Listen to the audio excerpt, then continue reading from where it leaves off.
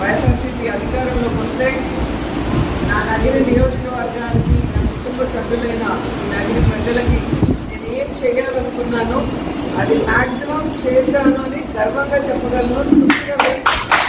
అంటే ఏ నియోజకవర్గాల్లో 40-45 ఏళ్ళు సీనియారిటీ ఉన్న ఎమ్మెల్యేలు అందరినీ చూశారు, మంత్రులుగా కూడా చేశారు. కానీ నాకు ఇచ్చిన 5 సంవత్సరాల కాలంలో 5 మండలాలు 2 మున్సిపాలిటీల్లో ప్రజలు ఏం కోరుకున్నారో మేజర్గా అన్నీ కూడా పూర్తి చేసి ఓపెన్ చేయడం అనేది చాలా హ్యాపీగా అనిపించింది. ఇది ఒకటే కొంచెం లేట్ అయింది, ఎలక్షన్ కౌంటింగ్ తర్వాత వచ్చింది. కానీ నేను ఏ రోజు కూడా కులాలని చూడలేదు, కులాలకి మతాలకి అతీతంగానే పనిచేశాను. వల్జర్ వచ్చినప్పుడు నన్ను అడిగినప్పుడు వల్జ భవనం, అలాగే స్టాచ్యూ, అలాగే ఒక కళ్యాణ మండపం అడగడం జరిగింది. సో దాంట్లో 2 దాదాపుగా చేసి ఇచ్చాము. ఒకటి ఖచ్చితంగా భగవంతుడు మళ్ళీ ఆశీర్వదిస్తాడు, అది కూడా చేసి. అలాగే ముస్లిమ్స్ కోసం షాదీ మహల్ ఈ రాష్ట్రంలోనే ఏ నియోజకవర్గంలో లేనటువంటి విధంగా అద్భుతంగా గుంటూరులో నియోజకవర్గంలో కట్టడం జరిగింది. అలాగే పార్కులు కట్టించడం జరిగింది. అలాగే మీరు చూస్తే ఎలక్ట్రిక్ క్రిమినేషన్ది గౌరవంగా చనిపోయిన వాళ్ళకి అంత్యక్రియలు చేసేది నగరి గుంటూరులో మనం చేయించడం జరిగింది. అలాగే చూస్తే రోడ్లు కానీ ట్రైన్స్ కానీ ఏది అడిగినా చేయడమే కాకుండా ముఖ్యంగా పాలిటెక్నిక్ కాలేజ్ పిల్లల కోసం ఒక చక్కటి పాలిటెక్నిక్ కాలేజ్ కట్టించి ఈరోజు పిల్లలు గౌరవంగా చదువుకోవడమే కాకుండా ప్లేస్మెంట్స్ కూడా కాలేజ్కి వచ్చి వాళ్ళకి ఉద్యోగాలు ఇస్తూ ఉంటే నిజంగా నాకు చాలా హ్యాపీగా అనిపిస్తుంది అని కూడా ఈ సందర్భంగా తెలియజేస్తున్నాను. ఇదే ప్రాంతంలో మీరు చూస్తే ఇక్కడ బల్జ భవన్ పూర్తయింది.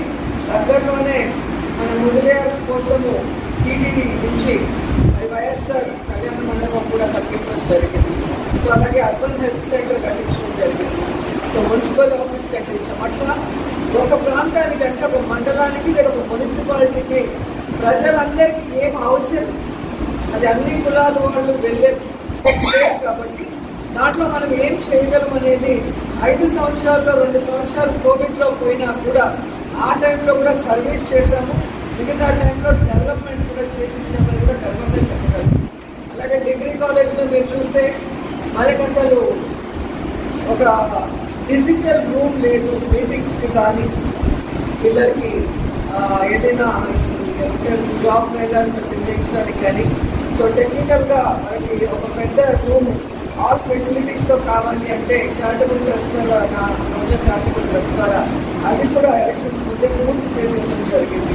అలాగే పుత్తూరు కోర్టులో రోడ్డు లేక బతుకులుగా ఉంటే రోజా చారిటబుల్ ట్రస్ట్ ద్వారా కార్ రోడ్డు కూడా వేయించడం జరిగింది. ఇలా ప్రజలు ఏదొచ్చి నన్ను కోరినా చేసుకోవాల్సిన బాధ్యత అంటే కుటుంబ పెద్దగా నన్ను ఎమ్మెల్యే అంటే నేను కుటుంబ పెద్ద. సో ఇక్కడ పార్టీలు కులాలు మతాలు ఎలక్షన్ తర్వాత ఏమీ ఉండవు, అందరూ మన వాళ్ళే అనుకున్నాను కాబట్టి ఇవన్నీ చేయగలిగాను. సో మన ఎలక్షన్ అనేది ఒక సునామీ లాగా జరిగిపోయింది. సో ఇది ప్రజలు ఓడించిన ఓటమి కాదు, ఎందుకంటే మనం ఏ తప్పు చేయలేదు. ఇంత ఘోరంగా ఓడిపోవాల్సిన తప్పులైతే వైఎస్ఆర్సీపీ నాయకత్వమో పార్టీయో ఎమ్మెల్యేలో చేయలేదు అనేది నేను కంటపడంగా చెప్పగలను. ఏం జరిగింది అనేది ఈ రోజు కాకపోతే ఏదో ఒక రోజు బయటగా అనేది వస్తుంది, ఆ రోజు కూడా ప్రజలు తెలుసుకుంటారు. కానీ ఖచ్చితంగా వైఎస్ఆర్ కాంగ్రెస్ పార్టీ మేము ఎమ్మెల్యేలుగా వర్క్ చేసినప్పుడే కాదు, ఇప్పుడు ప్రతిపక్షంలో కూడా మీకు అందుబాటులో ఉంటామని ఏదైతే మాట ఇచ్చామో ఆ మాట ప్రకారం ఇక్కడే ఉంటాము, మీ అందరికీ అందుబాటులో ఉంటాము. మిమ్మల్ని మా కుటుంబ సభ్యులుగానే మేము.